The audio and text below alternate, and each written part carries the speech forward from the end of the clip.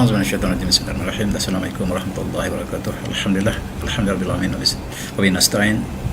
Assalatu wassalamu ala asyrafil anbiya'i wal mursalin wa alihi wa sahbihi ajma'in. Amma ba'du.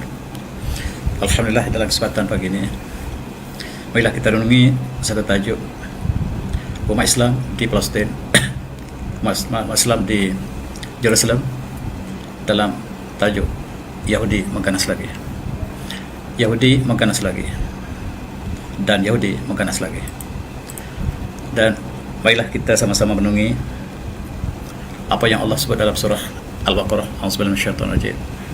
Walan tada'an kal huda wan nasara walan tada'an kal huda wan nasara hatta tattabi'a millatuhum qul inna Allahi wal huda qul inna Allahi wal huda wa ittaba'tahum ba'da ja'aka min malakum ma lakum min waliyyin wa nasir. Dan tidak mungkin redha kepada kamu Yahudi dan Nasara sehinggalah kamu mengerti agama mereka.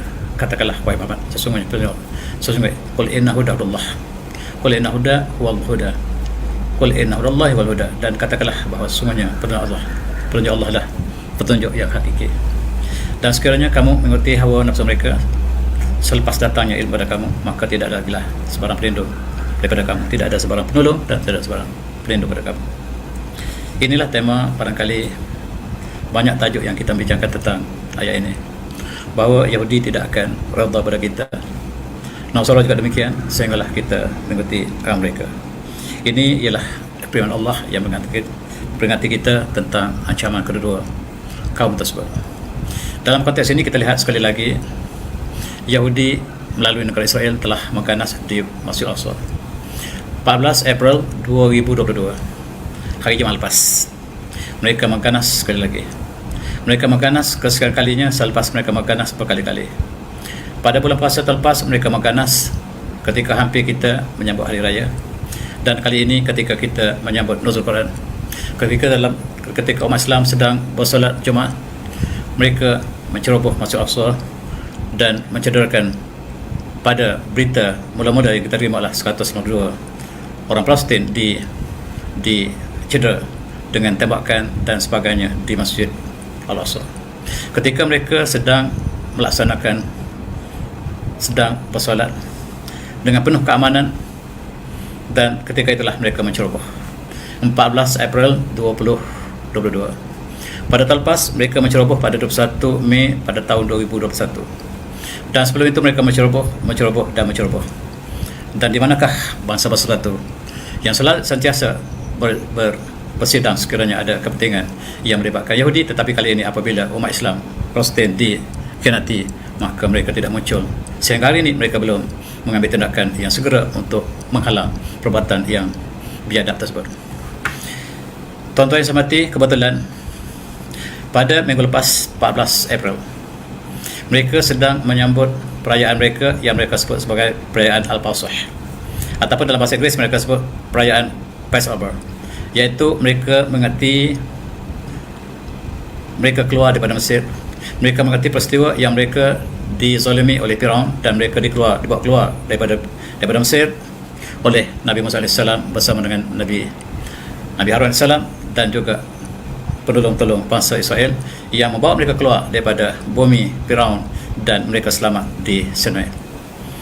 Dan setiap kali mereka melanjutkan perayaan, kebetulan pada tahun ini perayaan mereka jatuh pada 14 hari bulan.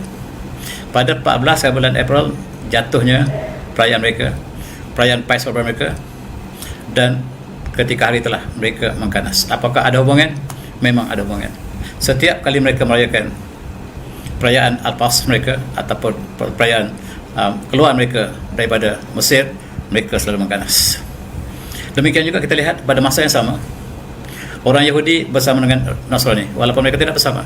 Orang Kristian juga sedang merayakan apa yang mereka sebut hari Easter, iaitu dalam bahasa Arabnya disebut sebagai hari Al-Qiyamah, iaitu mereka percaya Nabi Isa AS dibangkitkan semula, sedangkan Allah mengatakan sebaliknya.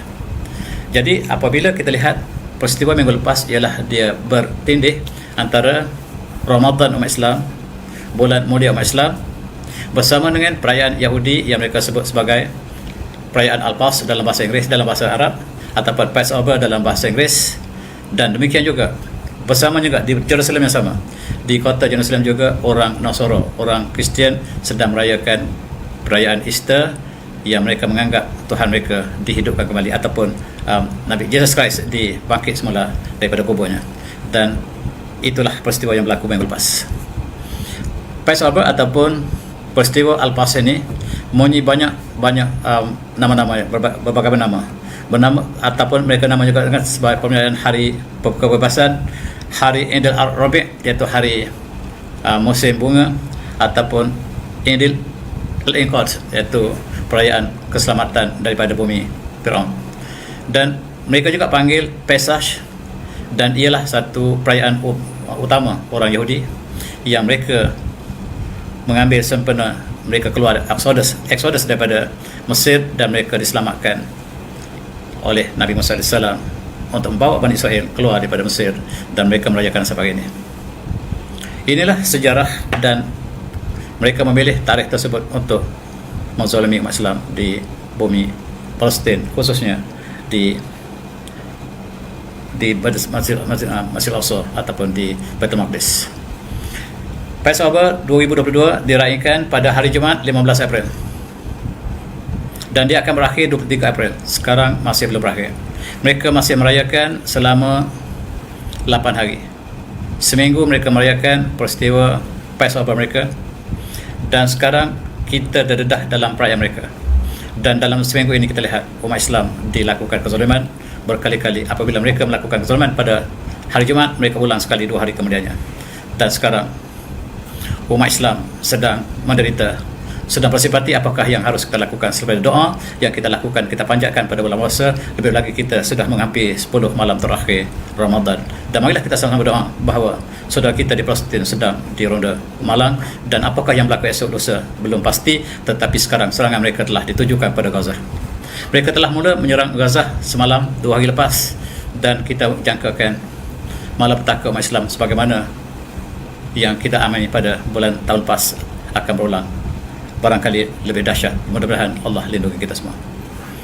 Allah menceritakan bagaimanakah orang Yahudi apabila sebaik saja mereka selamat daripada bumi Mesir dan mereka tiba di seberangnya, lalu Allah menceritakan bagaimanakah mereka selamat. Wajah Nabi Bani Israel bahwa fatahum Firaun wa junuduhu baghyan wa adwa. Mereka diikuti oleh Firaun dan tentera mereka, tapi Allah selamatkan mereka. Peristiwa yang cukup mukjizat Nabi Muhammad SAW, tetapi mereka gunakan mukjizat ini, hari keselamatan mereka, dengan membunuh umat Islam. Mereka merayakan peristiwa yang Allah tolong mereka keluar daripada bumi zalim, dan mereka diselamatkan di bumi Sinai, tetapi mereka menggunakan hari perayaan ini untuk membunuh umat Islam di Masjid Al-Aqsa. Tuan-tuan, kita lihat bagaimana Allah menceritakan sikap buruk Bani Israel ketika di bawah bersama dengan Nabi Musa AS, bersama Nabi Harun AS, yang Allah ceritakan dalam ayat lain, wajah bersama Nabi Bani Israel beberapa tahun lalu yakubun ala sunni lahum, dan kami selamatkan Bani Israel menyeberangi laut, dan mereka tiba kepada satu kaum yang sedang menyembah berhala. Apa yang mereka kata sebut pada Nabi Musa? Qalu ya Musa ja'alna ilahan kama lahum ahliyah. Wahai Musa, jadilah kami berhala supaya kami dapat sembah sebagaimana mereka menyembah. Qul innakum qaumun tajhalun. Dan Nabi Musa mengatakan bahawa kamu kaum yang jahil. Allah selamatkan mereka daripada bumi perang. Allah selamatkan dengan mukjizat yang ditunjukkan depan mata mereka, dan mereka diselamatkan dengan rahmat ilahi. Sebaik saja mereka sampai ke sana, mereka minta untuk kembali menyembah berhala. Dan itulah kaum Yahudi yang menjadi nenek moyang kepada mereka yang menyerang umat Islam di Palestin hari ini, ataupun di Masjid Al-Aqsa hari ini. Dan kemudian kita lihat juga peristiwa yang bersama bertindan pada minggu ini ialah peristiwa Easter. Sebagaimana kita sebutkan tadi, iaitu mereka percaya Jesus Christ telah hidup kembali selepas disalib, dan itu peristiwa berlaku pada 18 April, 2 hari lepas. Dan peristiwa itu berlaku dalam minggu sama ketika umat Islam sedang berpuasa, ketika umat Islam sedang dalam peristiwa untuk mengerti nuzul Al-Quran.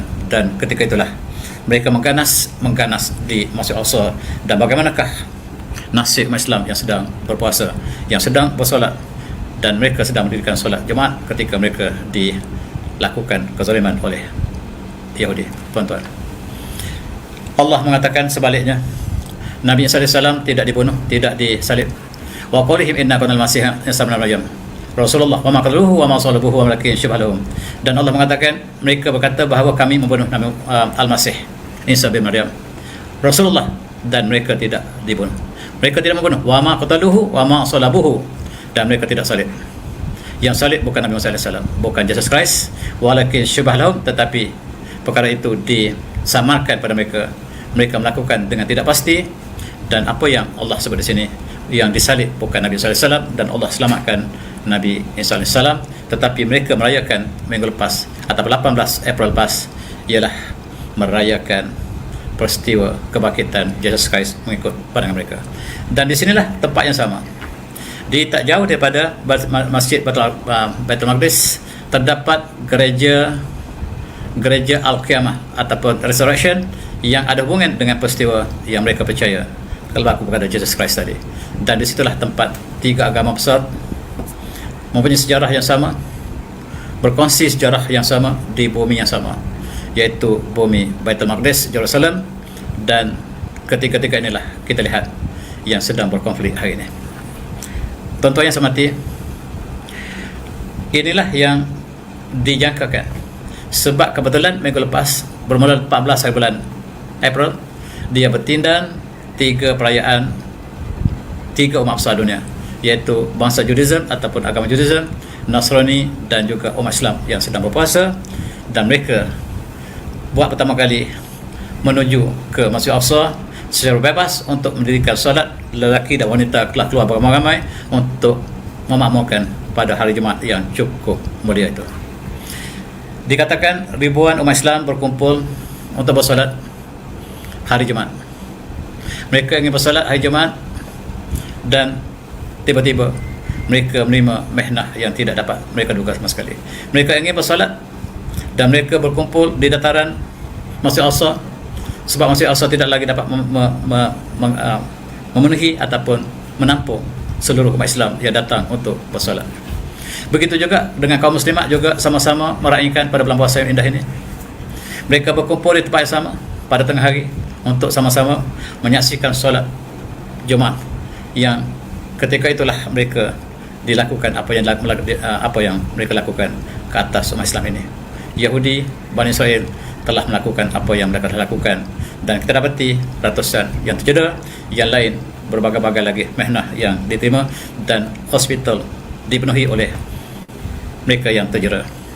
Bukan saja mereka menembak orang umat Islam, tetapi mereka juga menembak para medik yang sedang bertugas untuk memberi pertolongan kecemasan, dan juga para wartawan juga ditembak. Dan ini pemandangan terakhir ketika umat Islam sedang bersujud. Umat Islam sedang bersujud pada hari Jumaat lepas, pada hari Jumaat 14 April lepas. Tentera Yahudi sedang merhati mereka untuk mengambil peluang yang terbaik untuk melakukan kezaliman. Mereka sedang bersujud, dan dengan begitu angkuh mereka datang di depan orang yang bersujud. Lepas itu mereka melakukan tembakan dan pembantaian ke atas mereka yang sedang bersolat. Inilah berlaku 15 April 2022. Israel ataupun tentera Israel telah bom Masjid Al-Aqsa, menembak Masjid Al-Aqsa dengan menggunakan gas pemberis mata yang sangat-sangat hebat, dan melukakan atau mencederakan 199 orang Palestin. Dan itu permulaan kepada kezaliman yang mereka lakukan tahun ini. Mereka telah melakukan zaliman bermula pada hari Jumaat, dan bukan sahaja umat Islam yang berada di situ, tetapi pemberita yang sudah menjangkakan satu perkara besar berlaku, sebab mereka ada satu rakan yang besar, tetapi mereka juga terlibat, dan mereka juga menerima mehnah yang sama apabila peluru tidak mengenal, walaupun peluru ini adalah peluru yang tidak peluru getah yang digunakan untuk mencederakan mereka yang bersolat.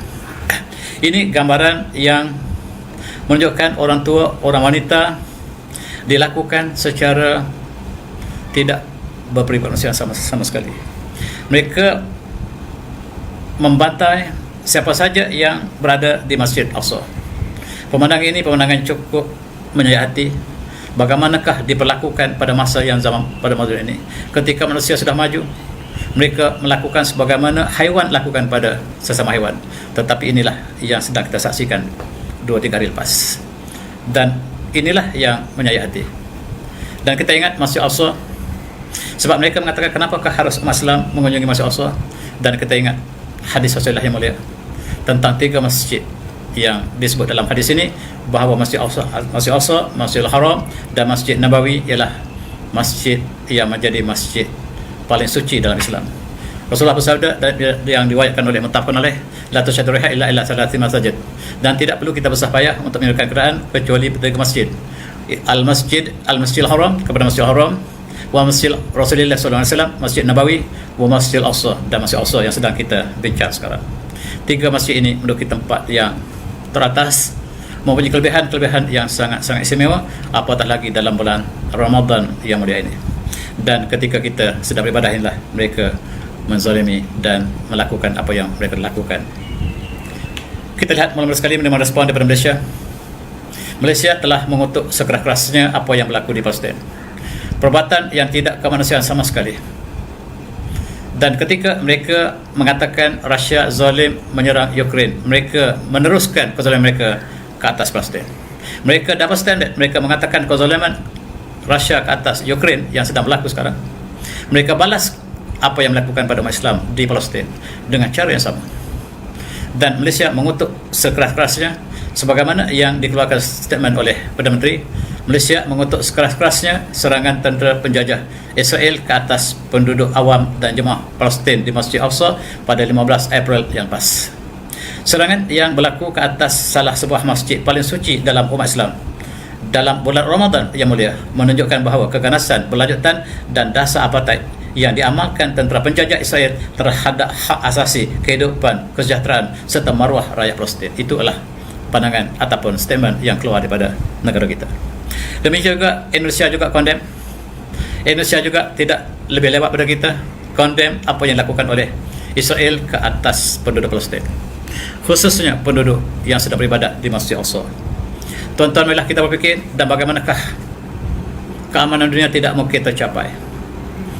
Dan Arab Saudi juga yang selama ini bersama mereka juga mula condemn apa yang dilakukan oleh Israel ke atas penduduk Palestin. Dan inilah kita lihat kesatuan Islam mula terjemah, dan hampir seluruh umat Islam condemn satu persatu terhadap negara Israel yang mereka sebut sebagai penjajah. UAE yang juga sebagai rakan Israel juga kutuk Israel. Bahrain, Mesir juga kutuk serangan terhadap Masjid Al-Aqsa. Dan kita lihat kali ini umat Islam telah mula mengutuk perbuatan zalim umat Yahudi ke atas umat Islam di Palestin. Tuan-tuan, Maroko juga yang bersama dengan Yahudi sebelah ini juga condemn Israel atas pencerobohan ke atas Masjid Al-Aqsa. Dan kita lihat Iran memberi amaran keras. Memberi amaran keras kepada Israel sekiranya kesilapan menyerang ke atas kepentingan Iran, maka Iran tidak dapat mengelak untuk menyerang Israel. Itulah yang disebut oleh Presiden mereka, dan menyebabkan kita lihat Israel sengaja untuk melakukan keganasan ini sebagai provokasi untuk supaya Rusia masuk ke Palestin. Dan ketika itu barangkali dunia yang bersama dengan Yahudi, Amerika, NATO akan mengisahkan perang ke atas Rusia secara besar-besaran. Barangkali, wallahu alam. Tetapi itulah yang kita katakan, ketika mereka sedang berjuang di Ukraine, orang Yahudi dikeluarkan daripada Ukraine kerana peperangan tersebut. Mereka membawa orang Yahudi ke Palestin untuk menjadikan lebih besar lagi penduduk atau lebih ramai lagi penduduk Yahudi di Palestin, dan mereka melakukan perkara ini. Dan ahli pengkaji mengatakan, mereka mengatakan sebagai provokasi untuk menarik perhatian Iran, perhatian Rusia ke arah pertempuran yang lebih besar. Wallahu a'lam, tak mahu apakah itu benar atau tidak, tetapi apa yang kita lakukan sekarang ialah satu lagi medan yang mereka cipta untuk keganasan dan untuk ke arah peperangan. Tuan-tuan, kita lihat pada tahun lepas 10 hari bulan Mei 2021, pada pukul 11 pagi mereka juga melakukan perkara yang sama. Mereka menceroboh Masjid Al-Aqsa, dan boleh dikatakan hampir setiap bulan Ramadan mereka melakukan perkara yang sama. Dan apakah sebab tujuan mereka? Mereka telah menawan Masjid Al-Aqsa dalam tahun 1967. Bahagian timur ini mereka kuasai, dan mereka telah jadikan Jerusalem sebagai kapital kepada Israel, sebagai untuk menghina lagi umat Islam Palestin. Dan bagi Palestin tidak wujud tanpa Masjid Al-Aqsa, tanpa Jerusalem. Dan kita lihat perjuangan akan terus berlaku. Perjuangan benar dan palsu akan terus berlaku selagi dunia belum kiamat. Dan itulah kita saksikan pertumpahan darah yang sedang dilakukan oleh manusia. Kita lihat juga mereka terlepas menceroboh sejarah, bahkan mereka mengeluarkan penduduk asal daripada bumi mereka. Dan inilah satu daripada rentetan peristiwa yang dilakukan oleh Yahudi terhadap Islam. Dan mereka sentiasa melakukan bersama. Dan cukup menarik, mereka memilih pada hari raya mereka, pada hari raya Passover mereka memilih tarikh ini untuk umat Islam. Dan kita lihat peristiwa-peristiwa besar. Kalau tuan perhatikan 11 September, kapal terbang jatuh, kebanyakannya bertepatan dengan salah satu perayaan dilakukan oleh orang Yahudi. Dan apakah itu benar-benar dilakukan oleh mereka? Dan kita boleh bincang pada masa lain, insyaAllah. Kita lihat, apabila Palestin diserang, umat Islam dibunuh ataupun dicederakan ratusan, apakah bangsa bersatu segera bersidang sebagaimana mereka segera bersidang apabila Ukraine diserang oleh Rusia?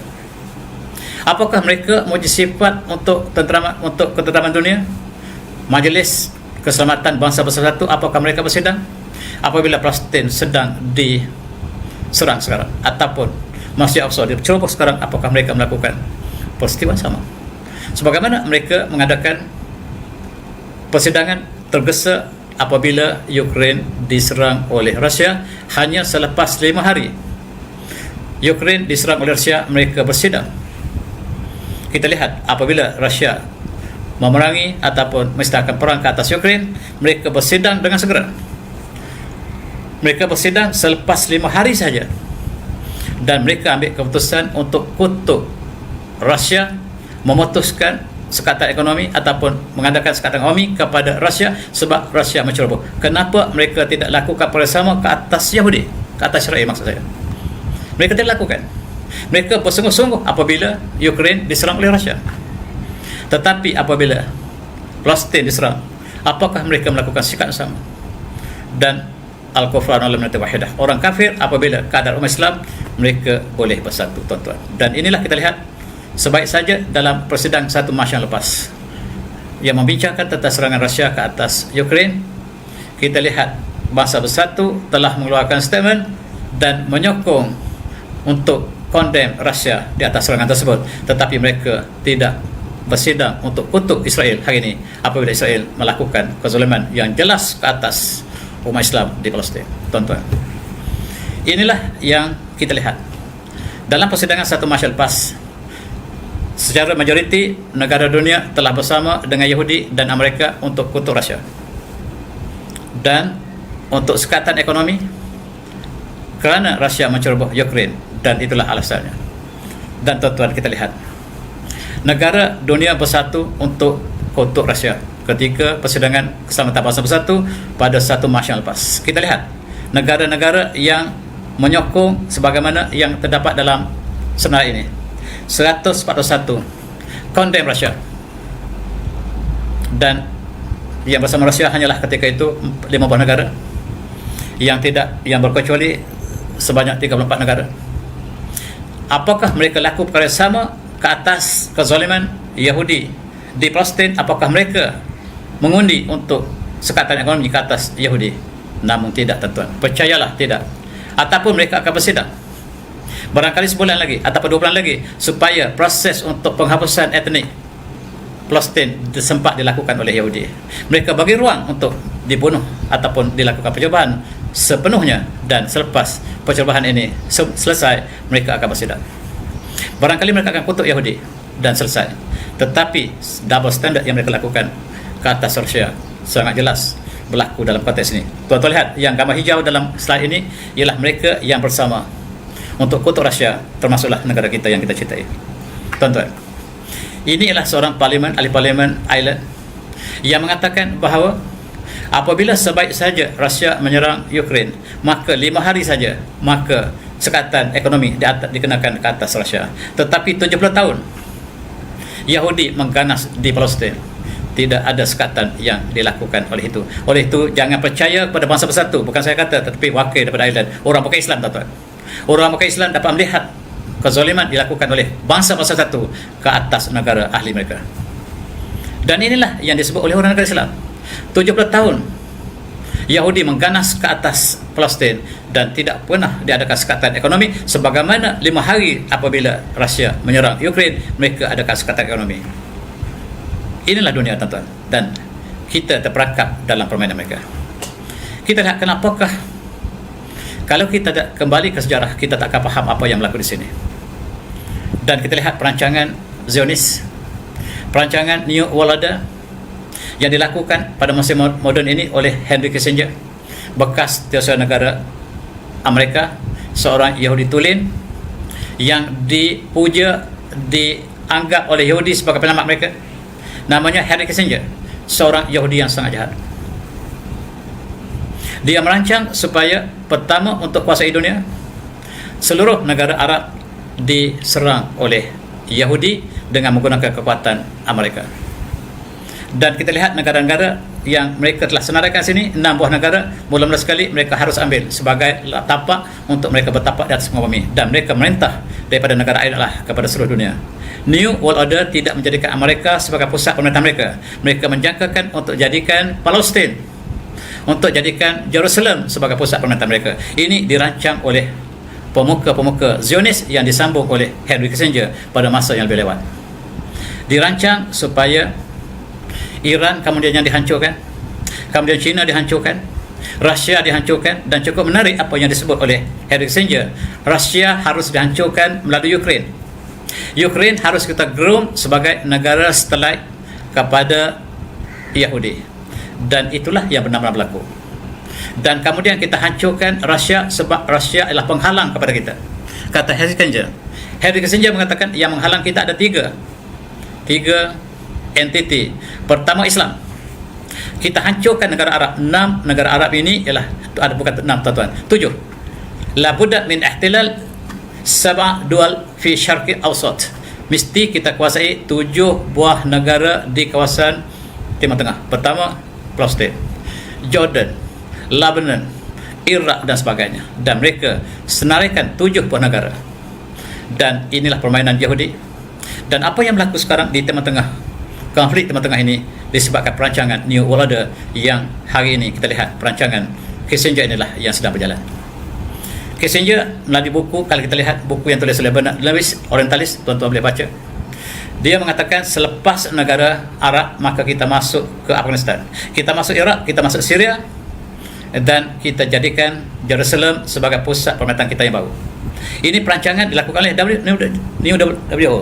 Dan sekiranya mereka lah yang merancang keganasan dunia hari ini, yang barangkali kita tidak dapat melihat dengan jelas, tetapi mereka lah yang merancang. Barangkali bukan dengan tangan mereka, melalui tangan Yahudi dan sebagainya. Kita lihat dalam zaman moden ini, Amerika menyerang hampir seluruh dunia. Mereka masuk negara, menceroboh negara, setiap negara yang merdeka. Vietnam mereka masuk ke Kuba, mereka masuk ke Yaman, mereka masuk ke seluruh dunia, dan mereka masih dianggap sebagai penyelamat dunia.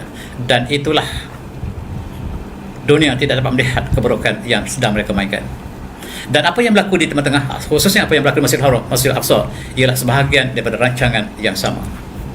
Mula-mula sekali mereka akan kuasai Timur Tengah sebagaimana yang dirancang disebut oleh Kissinger tadi. Kita kuasai kawasan ini, dan kawasan ini menjadi pusat pemerintahan kepada New World Order. Amerika itu budak suruhan kita, dan kita jadikan entiti kita, New World Order, akan berpindah ke Jerusalem, dan di situlah bumi yang mereka ingin jadikan sebagai pusat awal mereka atau pusat pemerintahan mereka. Tuan-tuan, akibat daripada peristiwa itu, Palestin telah hilang entitinya. Palestin telah hilang, dan gambar peta Palestin diganti dengan Israel. Dalam Google, tuan-tuan tidak temui lagi Palestin. Yang ada ialah Israel. Dan Gaza itu tidak pasti di bawah apakah dia berdiri sebagai sebuah kawasan yang tersendiri, sebab Gaza berada di bawah Palestin telah hilang. Dan itulah permainan dilakukan oleh Yahudi melalui New World Order. Mereka merancang, kita kena faham apabila peristiwa ini berlaku, sebenarnya dalam sejarah yang mereka rancangkan. Mereka ingin jadikan Jerusalem sebagai pusat pemerintahan antarabangsa mereka. Dan mereka ingin menguasai dunia melalui pemerintahan mereka. Dan inilah yang berlaku. Dalam gambar ini, tuan-tuan dapat saksikan, mereka mengatakan bahawa the Third Temple yang dibina oleh Solomon, yang kita sebut sebagai Haikal Sulaiman, yang pernah dibina oleh Nabi Sulaiman dalam mereka ingin jadikan ini sebagai pusat pemerintahan mereka yang baru. Dan kerana itulah konflik yang berlaku di Masjid Al-Aqsa terus berlaku, sebab mereka mendakwa Masjid Al-Aqsa itulah tempat tapak kepada the Third Temple yang mereka jadikan sebagai pusat pemerintahan mereka ke atas dunia. Tuan-tuan, kita lihat sini adalah pandangan Masjid Al-Aqsa yang sedang berlaku sekarang. Dan mereka mengatakan bahawa the Mount Temple ataupun Haikal Sulaiman ini berada di atas kawasan Haram Asy-Syarif yang terletaknya Masjid Al-Aqsa sekarang. Dan mereka mengatakan bahawa dinding barat ini ataupun Western Wall Tunnel ini sebagai dinding yang menjadi asas binaan kepada Haikal Sulaiman ataupun Sulaiman Temple yang mereka dakwa tersebut, dan oleh sebab itu Masjid Al-Aqsa harus diruntuhkan. Dan apa yang mereka lakukan minggu lepas dan sebelum ini ialah mereka lakukan provokasi untuk menjasikan mereka untuk menghancurkan Masjid Al-Aqsa, dan mereka akan terus lakukan selagi Masjid Al-Aqsa berdiri di tempat yang ada sekarang. Inilah kita jangkakan mereka akan terus mengganas, sebab perjuangan antara benar dan palsu ini akan terus berjalan selagi dunia masih belum kiamat. Tuan-tuan, inilah yang mereka dakwakan. Dinding yang menjadi kawasan yang mereka sebut Wailing Wall, dinding ratapan, yang mereka menyesal, mereka bertobat di sini kononnya. Dan inilah yang mereka ingin jadikan asas kepada bangunan baru mereka.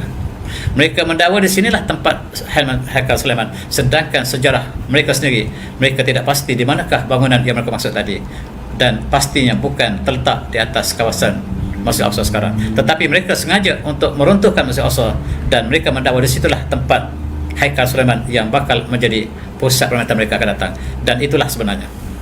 Bahkan mereka telah membina sinagog, tuan-tuan. Ini gambar rahsia mereka pada bulan Mac 22 2019 yang lepas. Mereka telah membawa setiap negara Amerika untuk melawat sinagog mereka yang mereka bawa bina di bawah tanah. Di manakah tempatnya? Letaknya tepat di bawah Dome of the Rocks ataupun Kubah Suhrah yang menjadi dalam kawasan Masjid Al-Aqsa, dan di situlah tempat yang mereka bersedang bina, dan mereka akan perluaskan seluruh kawasan itu menjadi pusat pemerintahan mereka. Dan itulah sebabnya umat Islam harus dihalau keluar daripada seluruh kawasan yang mereka masukkan. Mereka ingin membentuk One World Leader. Mereka ingin menjadi One World Leader, mereka lah yang menjadi ketua, dan negara lain harus menjadi hamba mereka. One World Government, dan mereka lah harus menjadi kerajaan dunia. One World Religion, dan mereka sekarang sedang mencipta One World Religion yang berpusat di UAE, dan mereka mengajak seluruh umat dunia supaya kembali kepada satu agama. Dan inilah satu daripada cara untuk meruntuh Islam daripada akar umbinya, dan itulah yang mereka lakukan. Dan mereka ingin bentuk One World Currency, dan mereka ingin jadikan One Dajjal yang ada gambar mata sebelah di piramid yang terdapat dalam US dollar itu sebagai One World Currency. Dan inilah yang diminta oleh Rusia dan mereka yang menentang Amerika, supaya kita tukarkan wang yang tidak didasarkan pada sebarang komoditi ini untuk ditukarkan dengan sistem wang baru yang tidak lagi dunia mengadakan urus niaga di dalam US dollar, sebab US dollar ini dikawal oleh Yahudi yang daripada keluarga Rothschild yang telah menjajah Amerika sejak daripada presiden pertama George Washington, dan setiap presiden dijajah oleh keluarga ini. Dan tuan-tuan, itulah yang berlaku. Kita lihat dalam sejarah ini, sepanjang sejarah umat Islam di Palestin, sejarah sepanjang umat Islam di Baitul Maqdis ketika mereka masuk sejak pada tahun 1948, maka umat Islam beribadah di hujung senapang tentera Yahudi yang masuk menceroboh, sebagaimana gambar yang telah lihat di sini. Dan inilah berlaku setiap tahun dan ketika, selagi Masjid Al-Aqsa ini tidak diroboh, selagi itulah mereka akan terus mengganas, dan itulah sebahagian daripada perancangan utama mereka untuk menghapuskan Masjid Al-Aqsa dan menggantikan dengan pusat pemerintahan one world religion ataupun new world order. Tuan-tuan, kita lihat inilah satu gambaran peta Masjid Al-Aqsa yang mereka sudah gali sejak pada 1948. Berbagai syarikat telah ditubuhkan untuk menggali di bawah Masjid Al-Aqsa dan mereka sudah masuk ke 14 meter ke bawah. Dan apakah yang berlaku di bawah kita tidak tahu. Dan oleh sebab itu mereka sengaja untuk menggali di kawasan bawah Masjid Al-Aqsa supaya Masjid Al-Aqsa bawah ni ranak ke bawah dan hancur, dan untuk menjustifikan mereka untuk membina bangunan lain. Inilah yang sedang mereka lakukan. Dan sekarang mereka sudah masuk ke bawah Masjid Al-Aqsa, dan keretakan yang diambil oleh Masjid Al-Aqsa dapat kita saksikan seperti ini, yang hanya menunggu masa untuk runtuh sebab mereka telah rosakkan di bawah foundation Masjid Al-Aqsa di bawahnya. Sebab dalam kompleks Masjid Al-Aqsa ini terdapat beberapa monumen yang penting, antaranya lah Masjid Qiblah yang menjadi yang kita panggil Masjid Al-Aqsa, dan termasuklah juga dataran Marwan yang menjadi tempat yang umum yang luas untuk dilakukan solat itu, dan juga Dome the Rocks ialah sebahagian daripada bangunan yang penting berada di atas kawasan sama. Dan kita lihat inilah nasib Masjid Al-Aqsa, nasib Masjid Qiblah, Masjid Qabli yang kita lihat telah retak di bawahnya.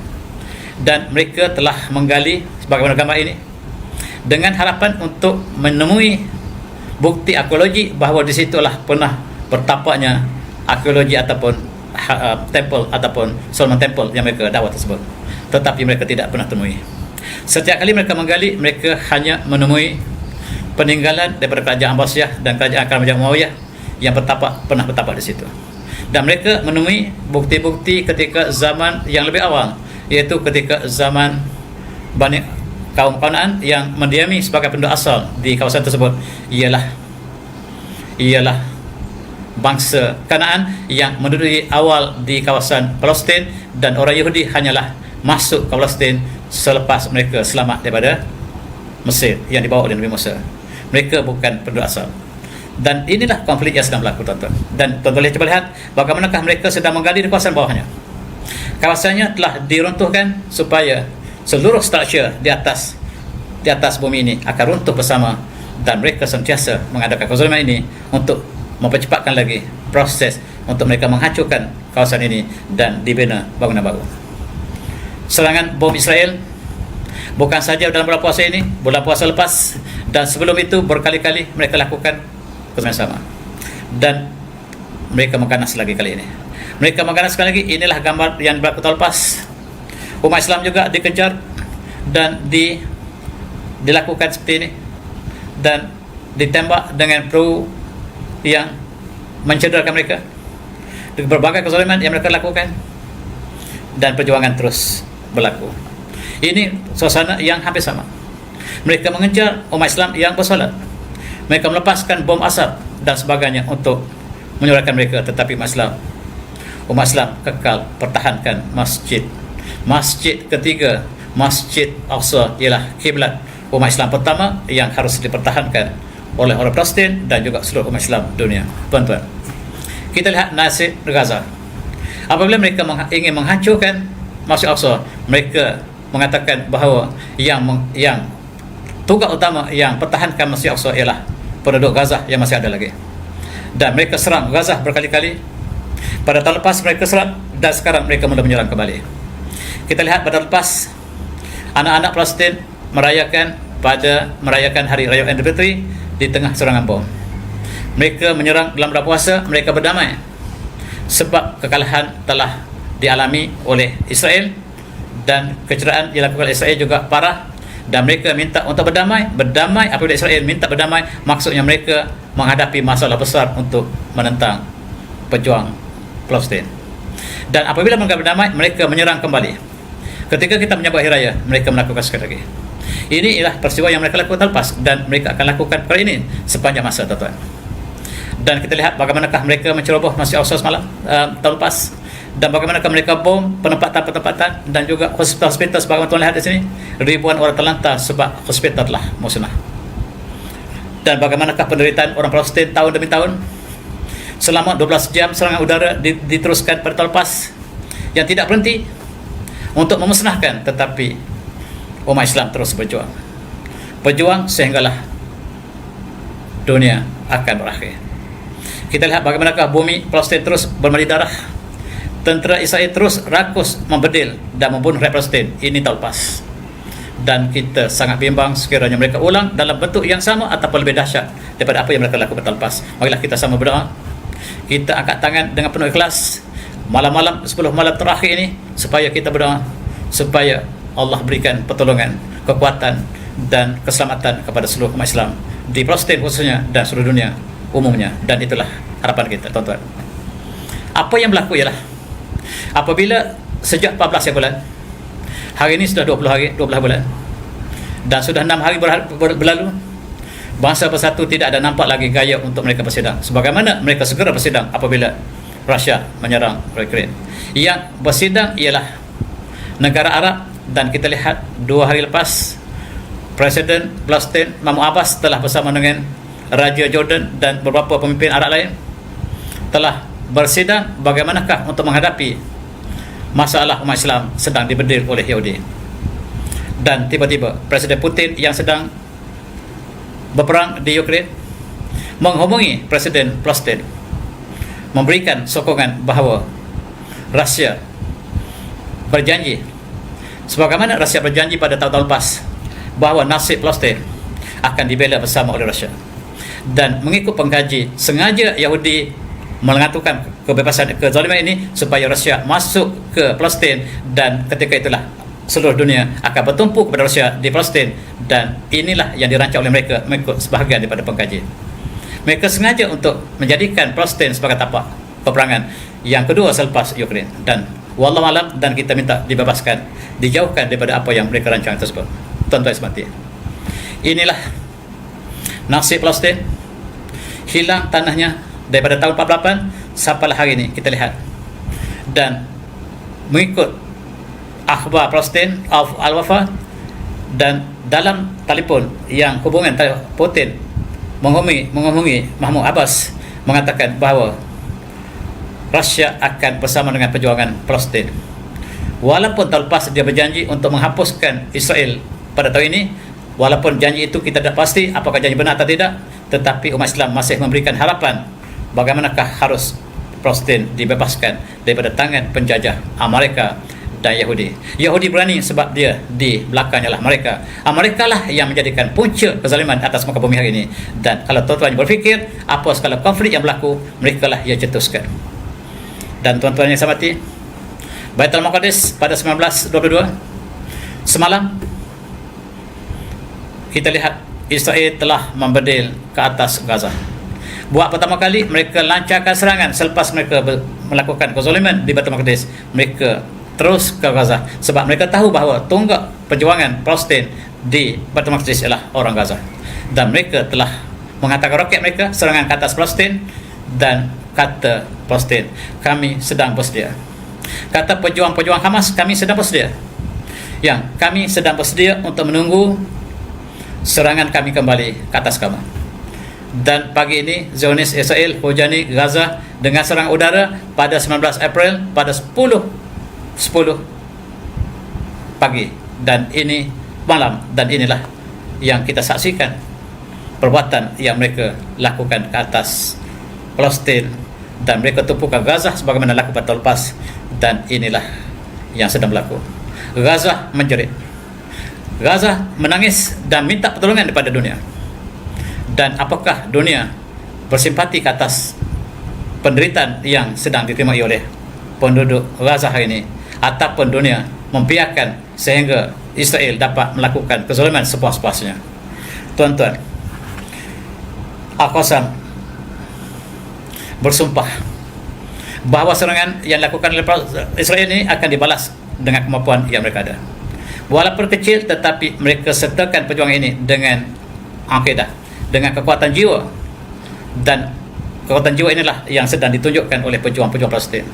Mereka kepala yang kecil, tetapi jiwa mereka sangat besar.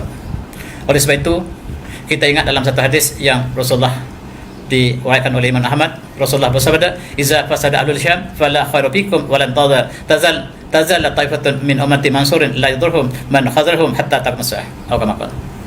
Rasulullah bersabda, apabila telah rosak penduduk Syam, Penduduk Syam ialah Palestin sekarang, Syria, Jordan, Lebanon yang sekitarnya. Sekiranya rosak penduduk Syam, maka tidak ada sebarang kebaikan pada kamu. Seolah-olah Rasulullah menggambarkan perjuangan terakhir ialah perjuangan di bumi Syam yang termasuk Palestin dalamnya. Dan sentiasa lan tazalu ta'ifatun min ummati, sentiasa ada satu kumpulan pada umatku al-mansuri, mereka diberi pertolongan oleh Allah Subhanahu wa taala, la yadhurhum man khadhurhum, dan mereka tidak ada apa masalah apabila mereka tidak disokong oleh orang lain, hatta takum masah, dan mereka terus berjuang sampailah hari kiamat. Dan inilah satu kumpulan yang Allah janjikan. Siapakah kumpulan ini? Dan Allah menjanjikan kumpulan ini kumpulan yang barangkali kumpulan yang tidak disokong oleh dunia, tetapi Allah yang berikan pertolongan kepada mereka, dan mereka terus berjuang sampailah hari kiamat. Tuan-tuan, itulah dalam hadis yang diriwayatkan oleh dalam hadis yang lain, Rasulullah juga bersabda, yujannadu an-nas ijnadan, dan pada masa akan datang manusia akan membentuk pasukan tentera. Jundun di Yaman, dan satu pasukan tentera akan dihantar ke Yaman. Maksudnya Yaman di akhir zaman akan menjadi medan pertempuran. Wa jundun di Syam, dan satu pasukan akan dihantar ke Syam. Dan jundun bi Masyriq wa jundun bi Maghrib, satu pasukan ke timur, satu pasukan ke barat. Maka seorang daripada pemuda bertanya Rasulullah, ya Rasulullah, khirni innani fatan syab, dan wahai Rasulullah, berilah pilihan pada saya, dan saya adalah seorang pemuda yang masih perkasa, dan sekiranya saya masih hidup pada masa yang dimaksudkan tadi, ke manakah Rasulullah akan menyuruh saya untuk berjuang? Maka jawab Rasulullah, alaika bisyam, kamu pergilah berjuang ke atas, berjuang bersama dengan pejuang di Syam. Ini ialah gambaran bahawa Syam, kawasan sekitarnya, kawasan Masjid Al-Aqsa yang terdapat dalamnya adalah kawasan pertempuran dan kawasan perjuangan antara benar dan palsu. Tuan-tuan, mereka yang telah berjuang, ramai yang telah pergi, tetapi jangan kita berduka, sebab Allah memberikan janjian siapa yang mati dalam perjuangan, sebagaimana Allah sebut dalam satu surah, wala taqul a'udzu billahi minasyaitonir rajim, wala taqul liman yuqtalu fi sabilillahi amwat, jangan kamu kata bahawa mereka yang terbunuh di jalan Allah itu mati, bal ahya'u walakin la tashurun, tetapi bahkan mereka hidup, dan mereka hidup insyaallah, dan kamu tidak mengetahui kehidupan mereka. Dan kita mengucapkan selamat berjuang. Umat Islam dah jauh berjuang, berdoa, memberi sokongan pada pejuang-pejuang yang ikhlas, dan itulah erti perjuangan yang sedang berlaku di bumi yang mulia ini, iaitu bumi Baitul Maqdis yang terletak di dalam negara Palestin yang sedang renung malam sekarang. Dan itulah tuan-tuan sebagai renungan kita pada hari ini. Marilah sama kita buat renungan menjelang 10 malam terakhir ini. Marilah kita sama pertingkatkan ibadah kita, saya dan tuan-tuan, doa kita dan bantuan kita kepada umat Islam yang sedang dizalimi di bumi Palestin, dan mudah-mudahan inilah sebahagian daripada sebagian kita untuk sama-sama memberikan sokongan pada perjuangan mereka. Saya sudahi dengan wabillahi taufiq. Assalamualaikum warahmatullahi wabarakatuh.